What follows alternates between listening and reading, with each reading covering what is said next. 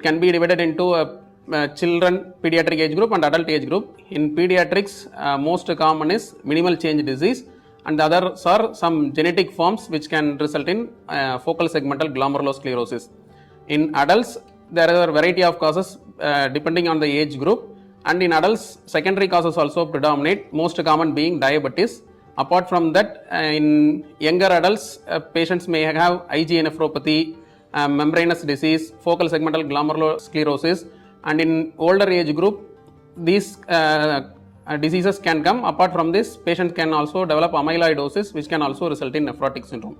So, how to recognize this and diagnose nephrotic syndrome? The first thing is, basic is urine analysis. In urine analysis, we will be seeing the degree of proteinuria, and in nephrotic syndrome, it is usually more than 3.5 grams per day. Apart from that, there may be also a blood leak in the urine, which is manifested as RBCs in the urine.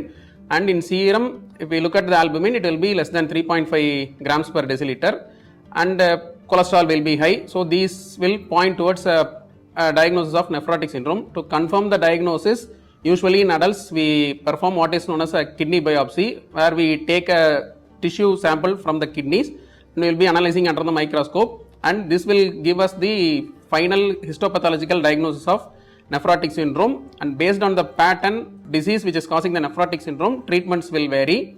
So the treatment can be divided into a specific treatment, non-specific treatment. Specific treatment is directly addressing the disease, such as if we have lupus nephritis, we will be giving immunosuppressants. Non-specific treatment is directed at reducing the degree of proteinuria and controlling the blood pressure, because these two in the long term will determine the kidney function outcome. So, to decrease the proteinuria, we will be usually giving drugs which are known as AC inhibitors or angiotensin receptor blockers, and currently we are also giving SGLT2 blockers. And for controlling blood pressure, these drugs will also help. If not controlled with these drugs, we can give any other class of antihypertensive which is controlling the blood pressure.